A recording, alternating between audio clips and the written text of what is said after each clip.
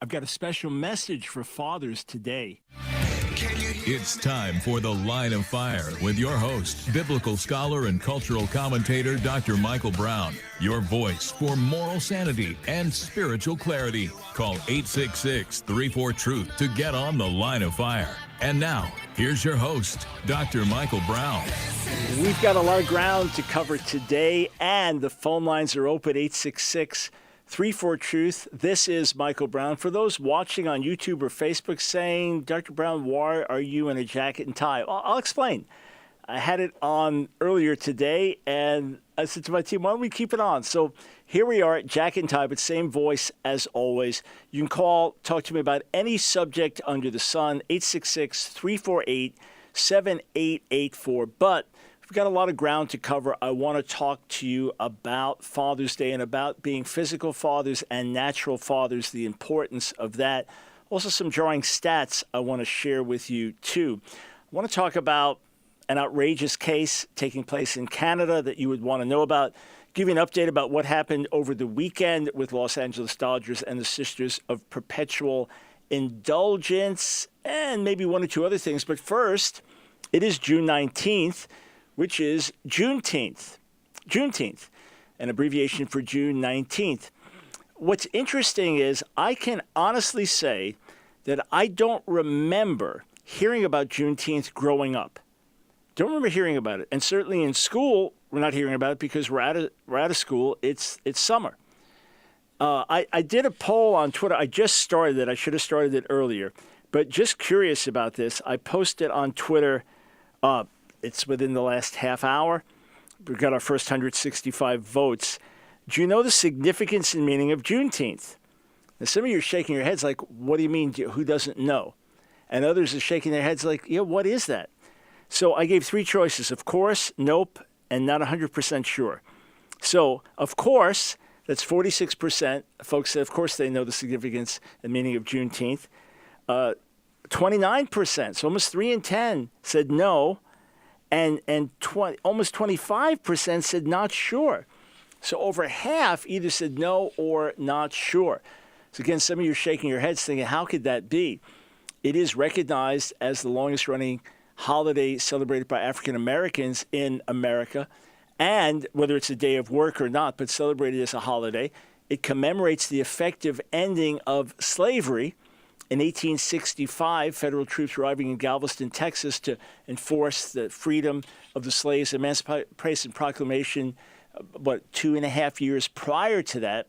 What's interesting, though, is for whatever reason, I've certainly been on the air many times on June 19th. I don't know that I've ever talked about it on the air, so forgive me for that oversight. You say, well, you're trying to be woke. Well, what's woke about recognizing the day that's remembered as the day of the freeing of slaves in America? Isn't that of cultural significance? Isn't that something that we should all look back to with shame of what happened before that, but glad that our legacy is different?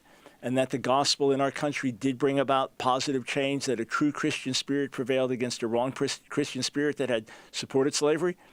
So for those celebrating Juneteenth, we all celebrate freedom. And may there continue to be true freedom for every American, ultimately the freedom that is found in Jesus. I'll tell you why the jacket and tie a little bit later in the broadcast. I do want you to know that we've got some really encouraging broadcasts for you. And I believe Wednesday, I'm going to really dig into some of my stories to how God helped me to lose almost 100 pounds and keep it off starting 9 years ago, and encourage you about some health changes you could make in your own life. I hope I can really encourage you because I have no condemnation, no judgment.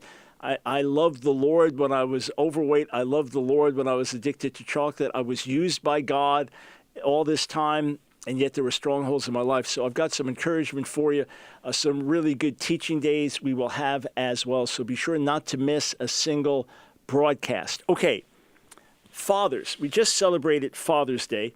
I had a delightful time with my family, of course, hearing from our older daughter, Jen, in Maryland, but with our younger daughter, Meg, living right nearby. So she said, hey, why don't we, rather than just come over the house and just sit around, and why don't we go out and she loves to hike. So we drove about 2 hours. So it was Nancy, me, and then Meg, her husband, Ryan, and our grandson, Andrew, who's in town during the summer, otherwise away at college. Our other granddaughter in Maryland, in Virginia, couldn't be here. So anyway, we went hiking. First time I've done this with the family. Meg loves to hike, so we drove a couple hours, had fun along the way. And then it was a good lengthy hike, but of course, Andrew, he's an athlete. He's playing baseball in college, so he's leading the way and kind of running ahead. Andrew, my son-in-law, Ryan, my son-in-law, almost 50, so he's still in pretty good shape though. So he had to go right hand in hand with Andrew. So of course that had to challenge me to keep up with everybody. So we had fun, the three generations, the guys pushing it, and the ladies doing great as well. And I posted a picture on Facebook and Instagram of the three generations, so grandfather, son-in-law, grandson, and just sitting together, enjoying God, loving one another. And one brother posted on Facebook, I saw his response. He said, "You don't know how blessed you are. I'm never going to see my father again," obviously meaning his father died without the Lord. He doesn't believe he'll ever see him again. And none of his sons are in the Lord. So, of course, I offered up a prayer right there for the salvation of his sons. I do not want to put any guilt on fathers. Maybe you went through a painful divorce and you wish you could be there with your kids more and you can't right now. Maybe you grew up without a good father in the home and you struggled. My goal is to inspire, to encourage, not lay a weight, not discourage, not say, "What are you doing? You got to do better." I just want to reinforce in our upside-down society, in the crazy world in which we live today, where, what is a father? What is a mother? What is a woman? What is a man? Men can have babies. Men can menstruate, and all crazy stuff. I want to get back to the basics. I had Nancy Piercy on with me this past week, author and scholar, and we were talking about when masculinity became toxic. And she was pointing to studies, many studies in America, but even some around the world, that evangelical fathers were the best, meaning those that took the biblical mandate seriously, that they were more devoted to their wives, more devoted to their children, and that this was the best thing for women. If you want an effective women's movement, it would be to see more men being true followers of Jesus. Of course, there were true followers of Jesus who were not evangelical, but this is what the surveys had pointed to. Maybe you've heard stats like this. But I've written about this, I've researched this, I've looked at the accuracy of these stats. So I'm just going to throw things out. You search in a split second on internet and come up with many websites pointing in this direction. And then I want to give you some positive encouragement. But first, some serious stats here. Fatherlessness has a significant impact on children's lives, and the statistics are alarming. Here are some of the effects of fatherlessness. 63% of youth suicides are from fatherless homes. 63%. 90% of all homeless and runaway children are from fatherless homes. Whoa. You want to hear that stat again? 90% of all homeless and runaway children are from fatherless homes. Now, please understand, if you are a single mom raising a child, if your husband has passed away, if your husband abandoned the family, if there's divorce that brought about the separation, there is hope. There are plenty of godly kids raised by single parents. There are plenty of godly kids raised by single moms. There are plenty of kids who grow up doing great. It's just there are more obstacles to overcome. There are more challenges that you as a single parent, you have to deal with. And hopefully that's where there's a community that comes around and there are other men who can be models and examples for your kids, especially for your sons. 85% of all children who show behavior disorders come from fatherless homes. 85%. The father plays an incredibly important role. The father plays an incredibly significant stabilizing role. If you'll just research this for yourself, look at mass shootings in America. Type in mass shootings in America, do a search for it, and fatherlessness. You will see that the vast majority of mass shooters, say in the last 20 years, last 10 years, you will see that the vast majority, strikingly high numbers, come from fatherless homes. Many of them are also emotionally unstable, but is there a direct connection between those three things? Being a mass murderer, being emotionally unstable, maybe on medication as well, and being from a fatherless home? Absolutely. Absolutely. Households without fathers are 4 times more likely to live below the poverty line. Children in father-absent homes are almost 4 times more likely to be poor. Parallel figure there. Fatherless children are at a dramatically greater risk of drug and alcohol abuse. Children in father-absent homes are more likely to have physical and emotional health problems, lower educational achievement, and engage in criminal and sexual activities. Obviously, if we had stats on motherless homes, which would be much less common because mothers are often raising children alone as opposed to fathers doing it, you'd see negative effects of motherless homes. But the epidemic in the country is fatherlessness and absentee fathers, and fathers who are not there for one or a number of reasons, even when they're in the home, even when they live in the home, are not there. So I was talking to my son-in-law, Ryan, to our grandson, Andrew, and Ryan was just telling Andrew how wonderful it is that there's no major need in terms of an example or something in his life, in terms of the male presence, that he hasn't gotten from his father, obviously primarily his father, or in a supplemental way from me as a grandfather. And, in terms of major things and critically important fundamental needs. And we're talking about Ryan's role as a dad, and he and Andrew are super close. He and Ellie are super close, our granddaughter.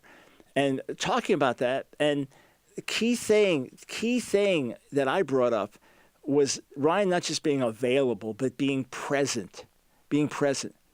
Our son-in-law, Jimmy, in Maryland, is a wonderful father. He has spent endless hours with our grandson, Connor, hunting together and doing stuff at the firehouse together. They're both firemen. And granddaughter, Riley, she posted a special tribute to her dad. And all the time, all the stuff they have done together. So a lot of us don't have the greatest fathering parent skills, but the thing is we are present, we are there, we are involved, and that's what makes a massive, massive difference. We come back, I want to tell you an edifying story, encourage you to be natural fathers and spiritual fathers. Then I got some really interesting news to report to you, and we'll take your calls too, so you can weigh in completely off topic, ask me any question, 866-348-7884. And I'll tell you about the jacket and tie too.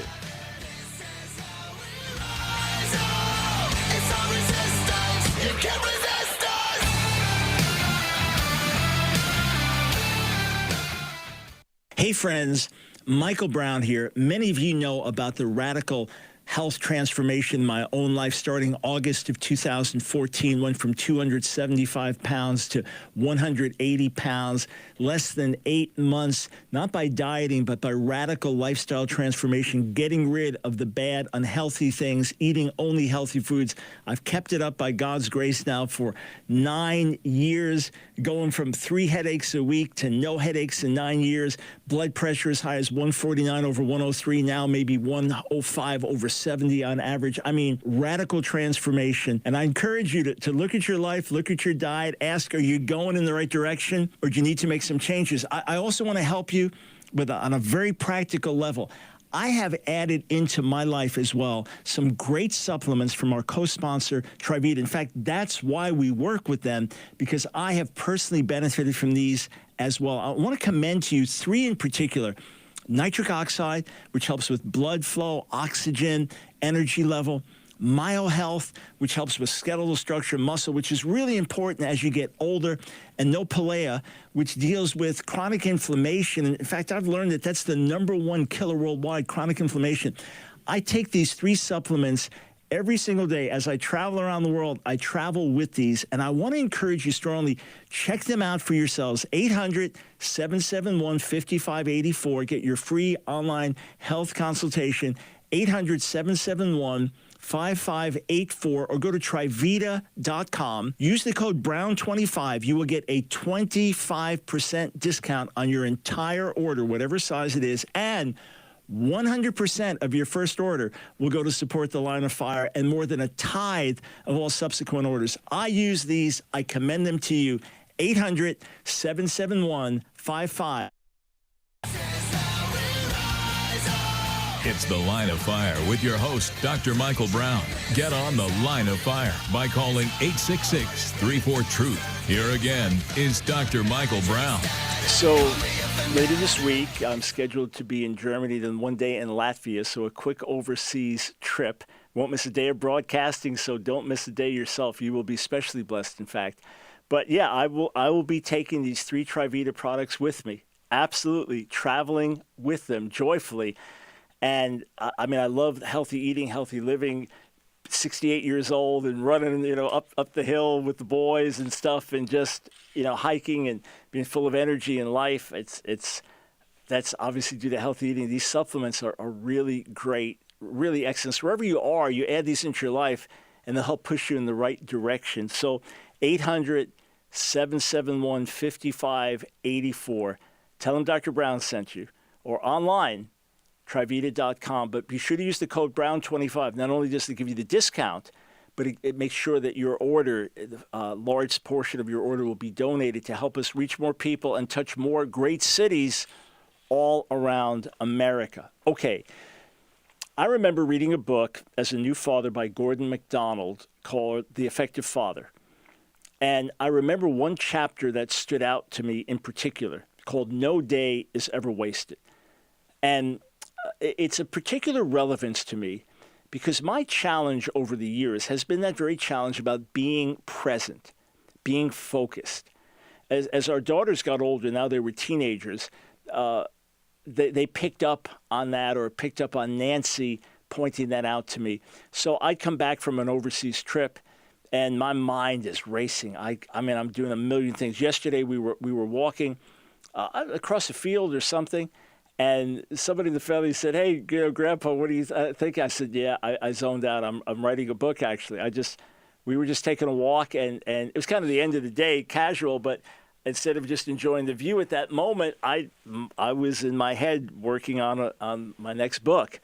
So I remember sitting at dinner one night, and our older daughter Jen saying to me, "Dad, you're here, but you're not here."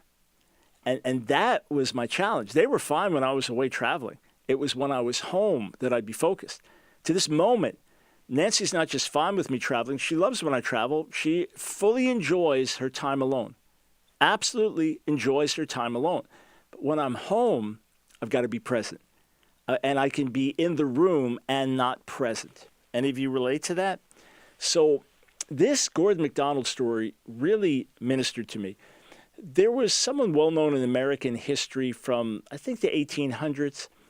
And he would frequently reference a day that he spent with his father. They went fishing together, and how it changed his life just spending that day with his dad, and how meaningful it was to him. So after he passed away, his biographers found the journal of his father and found the journal entry for that particular day. And it said, "Went fishing with my son, a day wasted." Oh! How devastating. It was life-changing for the boy, but the father didn't realize the significance of it. Think of recognizing the significance of times that we have and the example that we set, be it over dinner, be it wrestling on the floor with the kids, be it on a drive together, be it just in the way that we interact with our spouses or those around us. We are being watched. Our example is making a difference. And we may have weaknesses and inabilities, and you see some moms, some dads, you think, they're like super. How can they do what they do and know what to say? And we may think, I fall short there. But if you're present, if you're involved, if you care, if you take a genuine interest, and then if you really pray for yourself as a mom, a dad, and then pray for your kids, it'll make a massive difference. And here's what's interesting, friends. So, of course, went out with one daughter yesterday for Father's Day, and then get a nice note from our older daughter 6 hours away, Father's Day, so from our 2 kids. But I got a good number of notes from grads of our ministry school, that are now serving around the world and burning bright and doing incredible things for the Lord. And they said, hey, Dr. Brown, thanks for being a spiritual father to many. I got notes from leading pastors whom I've played a mentoring role in their lives, very gracious, saying thanks for being a father in my life. Thanks for teaching me to love God and love people and hate sin. That was very meaningful. And I can tell you, friends, that every time I'm out with leaders, right, I'm going out speaking. Maybe I'm tired, maybe I've been ministering, but we're having a meal together. That meal is important because I'm thinking, I want to pour into this person. I want to make an impact. I want to be here to answer their questions. I want to be focused so that they can receive something lasting, because for many of them, it's a matter of importance. You know, they honor me and esteem me in the Lord. And the fact I'm out with them, this is the time we get, right? I may have a writing deadline. I want to get back to my hotel. I may be worn out from travel and speaking, but this is our time together. And when I was leading Brownsville Revival School of Ministry in Pensacola, God did something. He changed my heart. I've been a spiritual father in the sense of maybe you were in our ministry school and you were one of the rare ones that got close to me over the years, decades back. Talking about in the 80s, and you drive me. I'm speaking a few hours away. Hey, Dr. Brown, can I drive you? And we get to spend time together. But otherwise, I kind of just ran on my own. You know what I'm saying? It wasn't like I was looking to just, there's some people just always open door policy, and there are always people flooding their home back and forth. That's not so much the way I thought. When I was leading the school in Pensacola, God changed my heart, and the well-being of the students became a consuming concern of my life. And I remember being with an old friend in Israel. We were together in Maryland before that, and he's one of the most pastoral guys I know. Just saw him for the first time in years last week, and he's as sweet and gracious and loving as ever. And he told me that I often brought him to tears back then because I was just not pastoral. And I'm like, why are you wasting? You're spending all these hours with this couple. They disagree with us. They're going to be out sooner or later. Just love them, bless them, and say, hey, go somewhere else. But you spend all these wasted hours. And he was so patient, compassionate. And so we're in Israel together. And he says to me, Mike, so what's the great burden of your heart these days? And I say the word the students, and I break down crying. And I remember him looking at me puzzled, like what alien entity took over my friend Mike? What? Because that's not who I was. God gave me this tremendous, overwhelming burden for the well-being of the students. And I didn't go around announcing it or saying it, but amazingly, they began to shoot me these notes, dear Dad, or I feel like you become a spiritual dad to me, not in some cult-like way, call me father or something like that. No, but in a healthy way where Paul talked about being a spiritual father, right? Maybe it's so when you led to the Lord and then helped disciple, you've been a spiritual mother, a spiritual father to that person. The point I'm making is now we're talking 20, 25 years later, in some cases longer than that, the relationships are strong. The relationships are solid. There's a deep sense of loyalty. There's a deep sense of camaraderie. There's a deep fatherly pride I have in them, and there's a sense where they're honoring me as they go and do what they do. It's something very real that God does. And while the birth rate in America among Christian believers is higher than the birth rate of the society as a whole, and substantially higher, by the way, than that of atheists and agnostics, our retention rate is not that good, meaning that we may have more children, but then a significant number of them fall away from the faith. And because of that, there's a negative. Instead of a gain, there's a loss. So that means, yes, welcome kids into this world, celebrate children, celebrate babies. But dads, be there. Work is important, other things are important, but your investment in your spouse and your investment in your kids is number one. So be a man of God, don't be a wimp, and be there for your spouse, and be there for your kids, and serve your family. And the reward that you will get is greater than any financial award or reward that this world can offer. Let's be the men that God called us to be. The world needs us. The kids need us. Your spouses need us. And as ministry leaders, your people need you. Let's do it. Let's do it.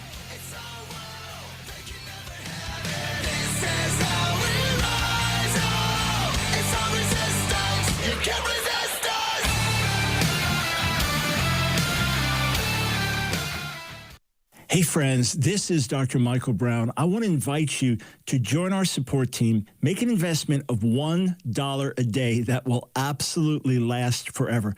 You know, the Lord has given us a holy mandate to blanket America with the Line of Fire broadcast. And on a regular basis, we hear from folks writing in, Dr. Brown, I used to be a practicing homosexual. I listened to you. I heard grace and truth together. I was changed. We hear from pastors who say, thank you for speaking with compassion, but giving us backbone and courage. And we know across America, so many believers are getting healthy and strong through listening to the broadcast, through listening to these messages as we tackle the controversies, the most difficult issues of the day. We even hear from former Muslims who've come to faith, from Jewish people who now believe in Jesus, Yeshua the Messiah, through this broadcast and our resources. So join our support team. $1 or more per day makes you an official torchbearer.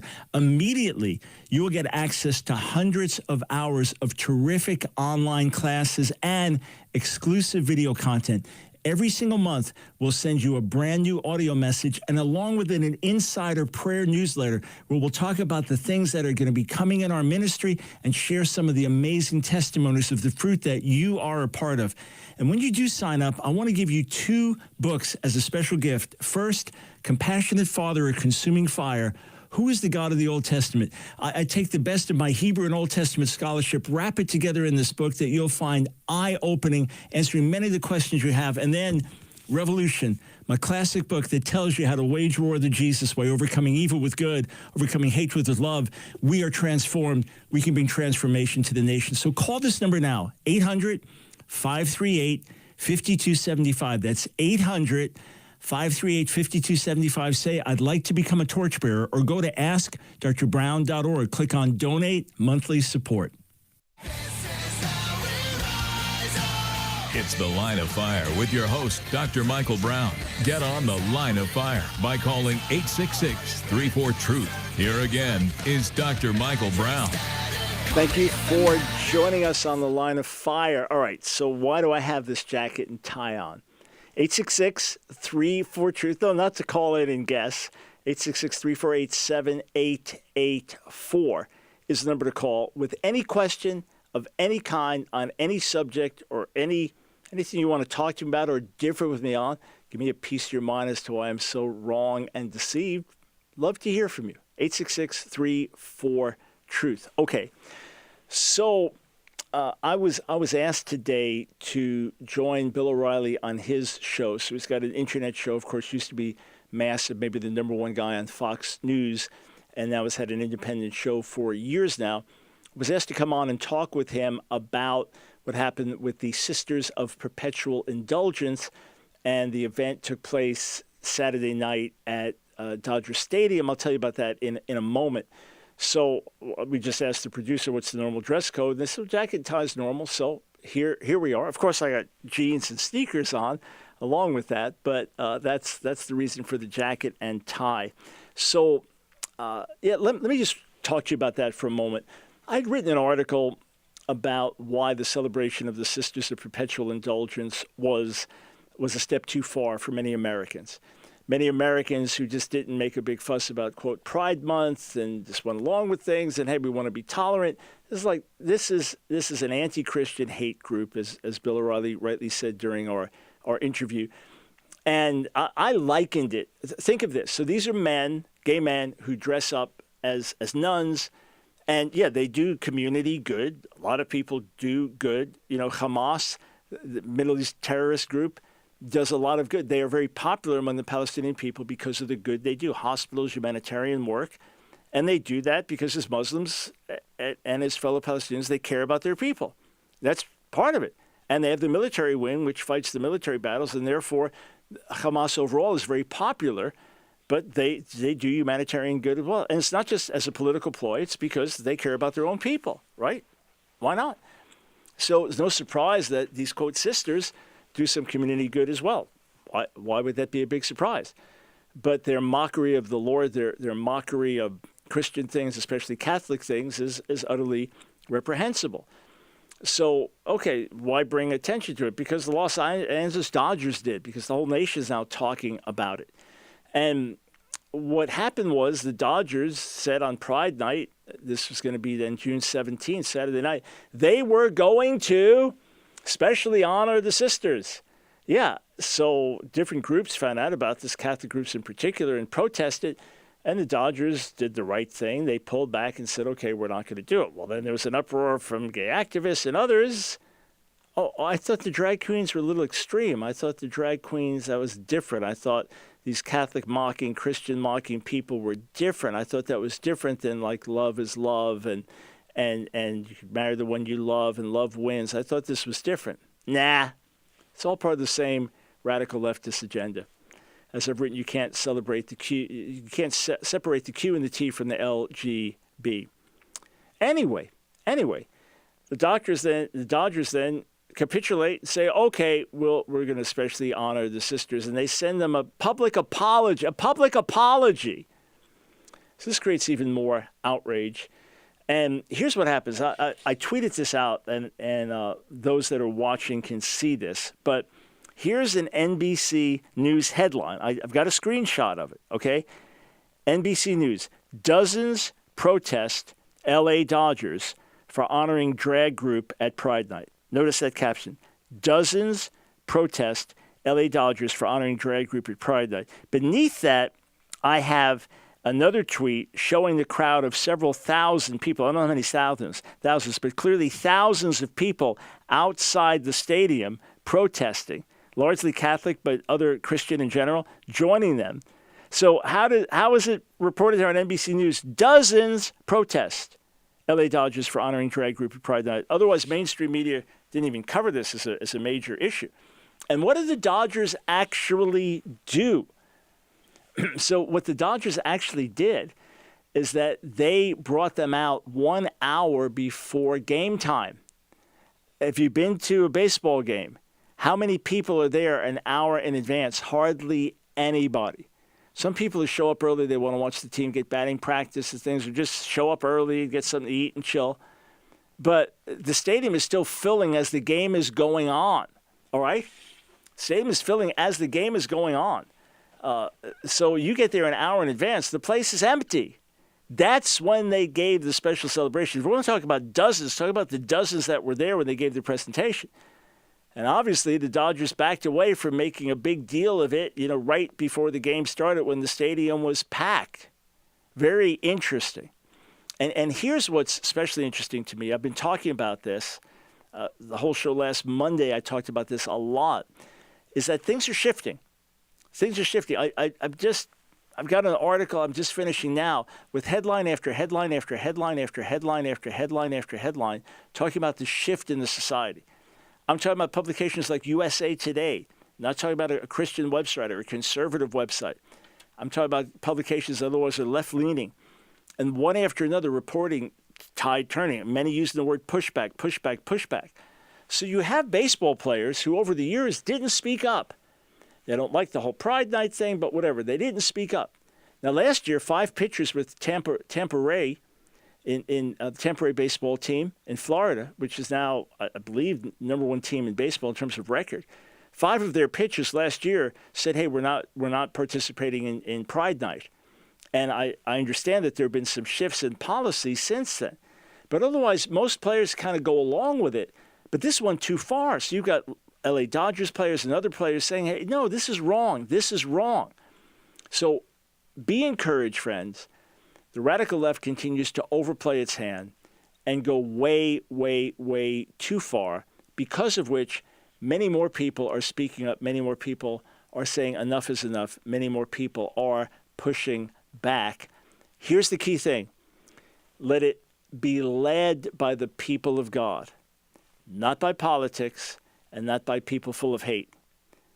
And one thing you're always going to see, you have a Fred Phelps, Westboro Baptist, right? The late Fred Phelps, and rejoicing when there's a tsunami. Terrible, terrible, devastating event. How many years back was this? This is, over 15 years ago? Absolutely devastating event. Hundreds of thousands of people killed, and they're rejoicing because it killed all the FAGSs. It killed and you had all these people in Thailand that were sexually perverted and coming from around the world for that, and they're pedophiles, and they all died, or rejoicing.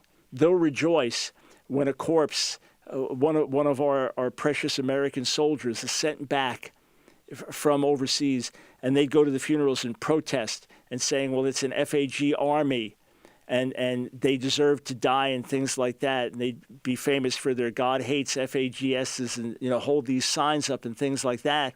So that's the face that the media wants you to see. That's the face that's going to be pushed forward. We have to say, it's not about hating people. It's not about despising people. It's not about looking down at people. It's simply saying we don't celebrate this. We don't celebrate men marrying men. We don't celebrate 13-year-old girls having their breasts removed because they believe they're boys. We don't celebrate. We don't celebrate drag queens mocking the gospel. We don't celebrate these things. And we believe that for human thriving, for the best of society, that God's ways are best, that God's ways are ways of life, that God's ways are good. And that's what we want to live out.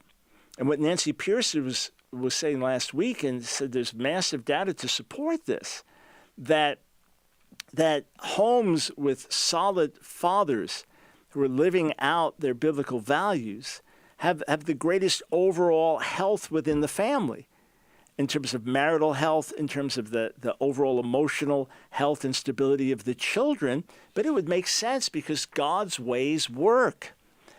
Look, as we've talked about my own diet transformation by God's grace. So Nancy and I were talking about, it's amazing how the human body can function with so much junk. Like if you put sludge in your car, at a certain point, it would stop working. If you put sludge in instead of oil, if you put sludge in instead of gas, at a certain point, it would stop working. Yet we put a lot of sludge in our bodies, foods with very, very low nutritional levels and very, very bad levels of stuff that's harmful and destructive. And it's amazing how long the body can function. Decades. Yeah, there are always results, but it's amazing how long it can function, how marvelously God made the human body. But ultimately, you put healthy things in, you get good results. You put unhealthy things in, you get bad results. One doctor was saying to me, it's this simple. He says, God made it, it's good. Man made it, it's not good. So unprocessed foods, not that everything in nature is edible. We understand there's poisonous plants and so on. But that generally speaking, if you're eating something that's unprocessed, it's healthier.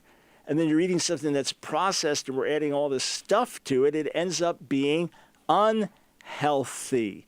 All right? The same way. Think of this for a minute. Consider this. You're growing up, you're a young lady, right? And you keep yourself sexually pure. You get married to a man who's also kept himself sexually pure, right? And you have a beautiful relationship emotionally and physically as well. You have a healthy physical relationship. You'll never get a sexually transmitted disease. I'm not talking about blood transfusions, something like that. I'm talking about if you are faithful to each other as husband and wife and sexually active through your marriage, you won't get a sexually transmitted disease. It won't happen. However, if one of you is unfaithful, and does the exact same thing that you're doing with your spouse physically, you do that exact same thing with someone you're not married to, you might get an STD. Where did it come from? How did it happen? Committing the same act with someone else gets you an STD. Now, there are different theories. One is that people who are sexually active with others, their immune system will break down. There's more potential of getting diseases one from another and things like that because you're interacting intimately with more and more and more people, and ultimately breaking down of immune system or getting other diseases for these other reasons now opens the door for a sexually transmitted disease. That's one theory. Another is that you're crossing over into a forbidden realm, and that there is every kind of unclean thing that has taken place among people in that realm, all right? Including things involving animals and people. You get the drift. And that this has introduced certain diseases, and when you cross into that realm, even just one time with one person, it could open you up to that. The fact is, God's ways are good. God's ways are the ways of human thriving. That's what we advocate, and it's for the best of everybody ultimately. I'm Paul Burnett, a board-certified doctor of holistic health, and I want to take this opportunity to talk to you about the importance of healthy blood flow and how it's enhanced by a miracle molecule known as nitric oxide. You see, blood vessels release nitric oxide, which increases blood flow, known as something called vasodilation. At TriVita, we take blood flow seriously for our members, and we've developed a nitric oxide plus supplement that has been formulated with natural ingredients designed to maximize nitric oxide production in our blood vessels, which increases blood flow. You may be wondering why you don't have as much energy as you used to. One study that I came across revealed that by the age of 40, we only produce about 50% of the nitric oxide production as compared to our 20s. And by the age of 70, the study showed that we're only producing about 15 to 25%. I have good news. As we age, there's another way for our body to increase nitric oxide production, and that's by converting nitrates in vegetables like beetroot into nitric oxide. Bottom line, with more nitric oxide, we stimulate more blood flow to our vital organs, and we experience more energy while supporting healthy blood pressure. TriVita's Nitric Oxide Plus has been formulated to increase nitric oxide production and blood flow at every age.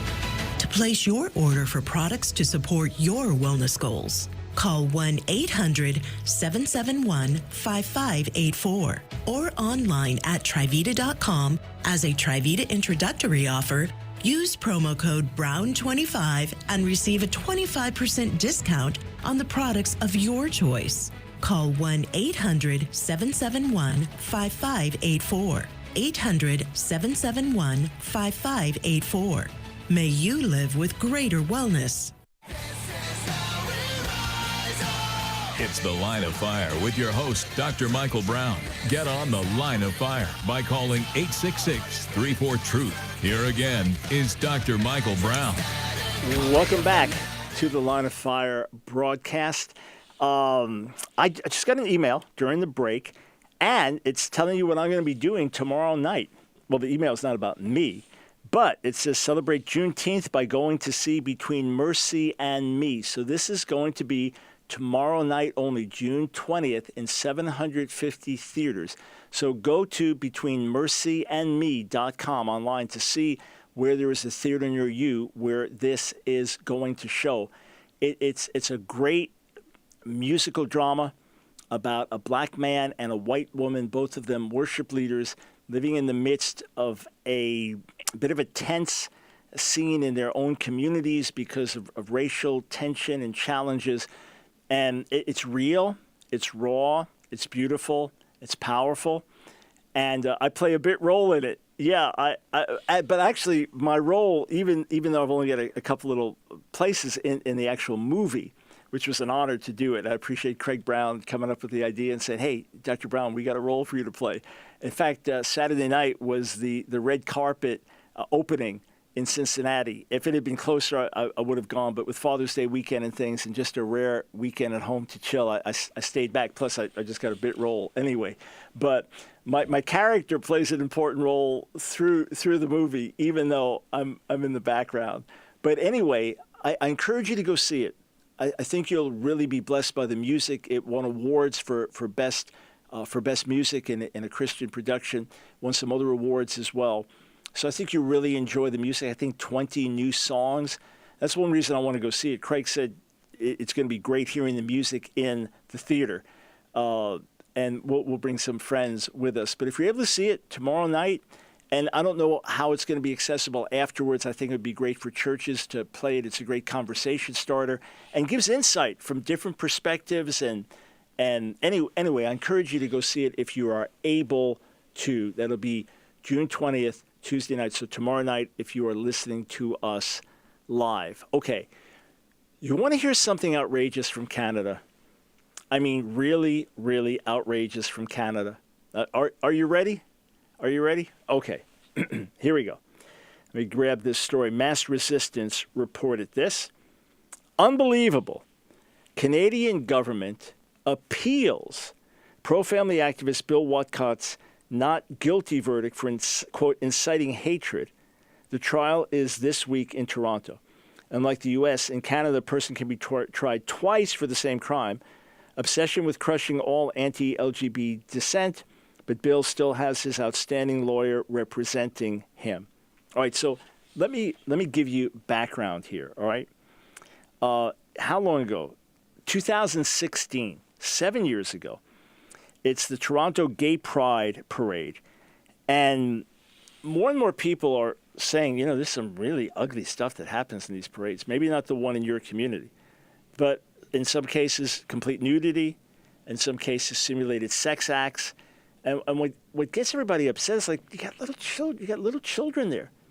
And often the parents just with their kids. One of my friends, a street preacher, has video of some vile act taking place, and the little kid looks away, and the mother turns the kid's head to look. This is stuff that is really, really grievous. And I remember reading an article, I believe by a lesbian journalist in the Washington Post, an op-ed piece a few years back, saying that, or it may have been a couple of folks that wrote it, saying, no, this is good. Let the kink come out. Let it be seen. Let these elements be seen. This is all part of LGBT pride and should be celebrated. So we're not talking about the couple next door to you, gay couple next door to you that lives their life like everybody else, goes to work, that's raising a kid they adopted, that is involved in the community, and aside from the fact that it's two men or two women versus a heterosexual couple, very much like your other friends, neighbors in the community. We're not talking about that being so much on display, although obviously we say that's contrary to God's order and plan, but we're talking about blatant, ugly, vile stuff that in no way should be in public, let alone in the presence of children, let alone celebrated. So, article states it was one of the foulest imaginable. It included blasphemous anti-Christian imagery, groups of completely naked men marching in front of young children, and much more. Prominent parade marchers included Prime Minister Justin Trudeau, the Premier of Ottawa, and the Attorney General of Canada. And there are pictures here. We can't show you the pictures because they're that graphic. Even the pictures on the website are blotted out, but even there, it's too ugly to show. And there's one group called Gay Zombies Cannabis Consumers Association. So Bill Watcott and several friends registered to march in the parade under the name Gay Zombies Cannabis Consumers Association. They dressed in head-to-toe green bodysuits, so they were just being whatever. However you want to describe it, they're just saying, we're going to get in there and be a satire group. Okay. As they marched, they handed out 3,000, quote, safe sex packets to onlookers. Inside each packet was a folded two-sided flyer that included medical-related information, graphic images of the medical consequences of homosexual behavior. Again, God's ways are best for human thriving. We go away from those ways, it opens the door for wrong things to happen. Just it's natural sowing and reaping, right? Just like when I was eating peanut M&Ms every day and pizza and other stuff like that every day, it was having negative effects on my body. God didn't have to judge me for my unhealthy eating. Just a matter of this unhealthy stuff I was putting in my body is going to have an unhealthy impact. So when there's a violation of God's order in terms of sexual order and intimacy, it has, over time, in various ways, negative consequences. So there were graphic images of medical consequences of homosexual behavior and positive religious messages. It also denounced the prominent political figures for their public pro-homosexual activism. If Bill and his friends had done this in any U.S. gay pride parade, they would just be banned from future parades and the officials would complain to the media. But this was Canada. So there's a lawsuit filed against Bill Watcott. This is our neighbor to the north, Canada, all right? $104 million lawsuit. The activists that launched this suit, they did it in the National Canadian Parliament in Ottawa, similar to the White House press room in the U.S. They announced they'd filed a $104 million civil lawsuit charging Watcott and his supporters with, quote, defamation, conspiracy, and intentional infliction of mental suffering. All right, now just think of all the stuff that's circulated in thousands of different settings in America, where there could be flyers, there could be information, whatever, that you find insulting, that you find negative, that you find wrong, that whatever, it's freedom of speech, freedom of press, and there it is. I mean, there's endless stuff. Maybe one of these days I'll show you some of the hate mail we get and comments, just to give an idea of what comes our way in the front lines. That's a complaint. It's a joy and honor to suffer reproach for the gospel. It's part of what God's called me to do. And I wear those arrows like someone wears a pretty shirt. I mean, it's great with me. It's for the gospel. I just pray for the people and feel bad for them. But so what? They said ugly things about you. They said ugly things about Jews. They said, yeah, it's not illegal to do it. It's not illegal to say it, right? You know, in this case, what they're calling out is people who are supporting this nonsense. In this case, what they're doing is giving medical information, useful, helpful medical information that could save lives, and gospel messages.